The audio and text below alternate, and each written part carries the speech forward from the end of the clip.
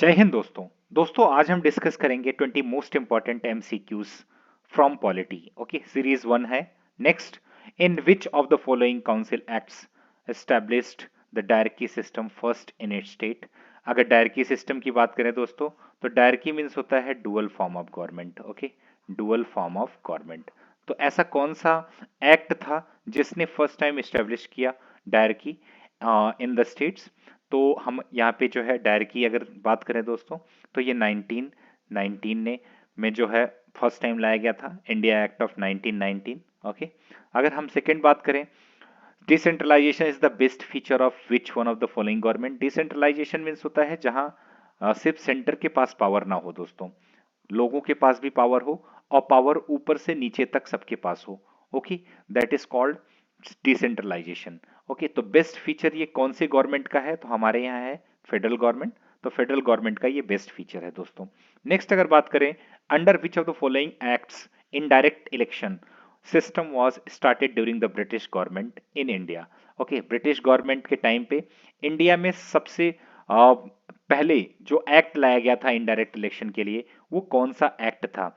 तो उसकी हम बात करें अगर दोस्तों, तो वो था इंडिया एक्ट ऑफ 1892। ओके, ये था India act of Indian council act of 1892।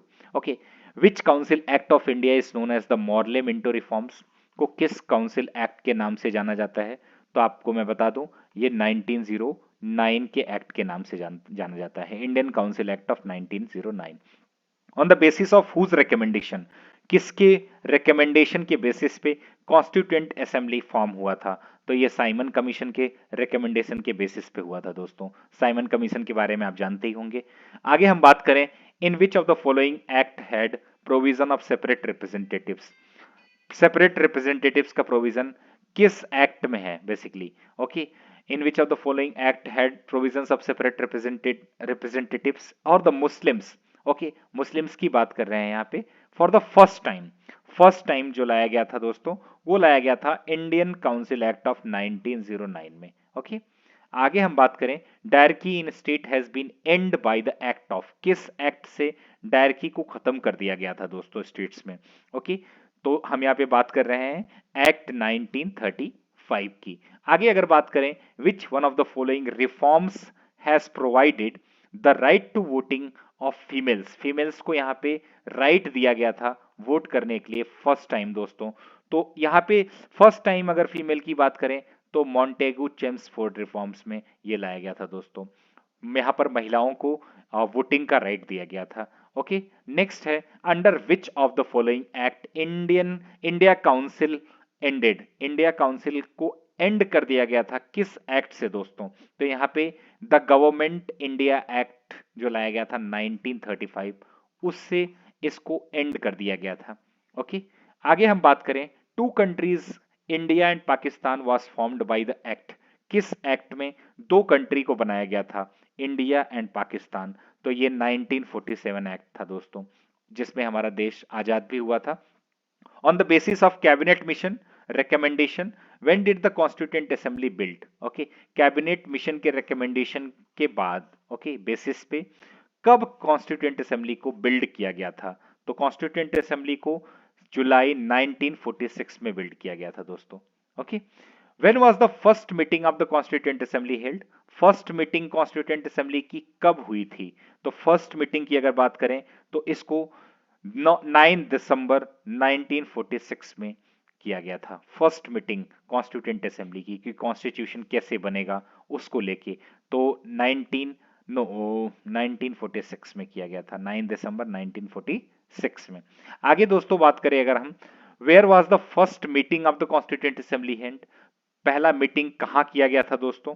तो अगर पहली मीटिंग की बात करें, तो इसको जो है मुंबई में किया गया था दोस्तों। ओके, मुंबई में ये फर्स्ट मीटिंग हुई थी। Who was the temporary president of constituent assembly? Constituent assembly का टेम्परेरी प्रेसिडेंट किसको बनाया गया था दोस्तों? तो यहाँ पे टेम्परेरी प्रेसिडेंट जो थे, वो थे सच्चिदानंद सिन्हा जी को। सच्चिदानंद सिन्हा जी को टेम्परेरी प्रेसिडेंट बनाया गया था। और परमानेंट प्रेसिडेंट कौन बना था? Doctor Rajendra Prasad. Okay, which one of the following princely state representatives did not participate in constituent assembly? Okay, ऐसा कौन सा जो है प्रिंसली स्टेट था जिसके रिप्रेजेंटेटिव्स ने उस टाइम पार्टिसिपेट नहीं किया था कॉन्स्टिट्यूंट असेंबली में।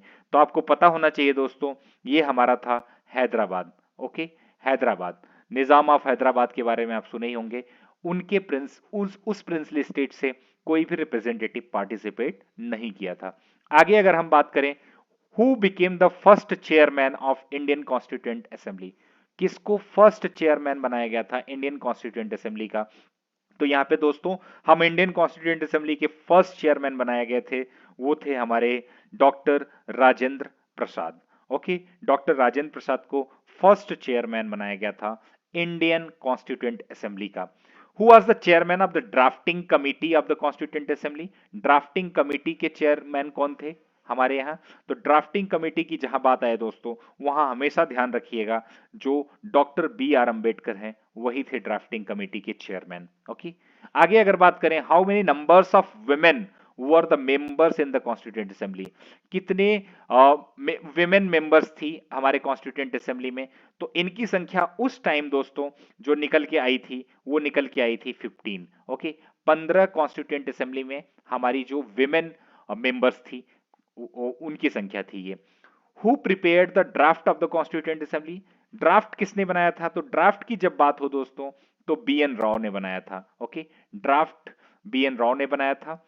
Okay, and which one of the following is known as the key of the constitution? Constitution के की किसको कहा जाता है बेसिकली? तो आपने सुना ही होगा, preamble. Okay, preamble is the heart and soul of the constitution, key of the constitution. So preamble is the key of the constitution.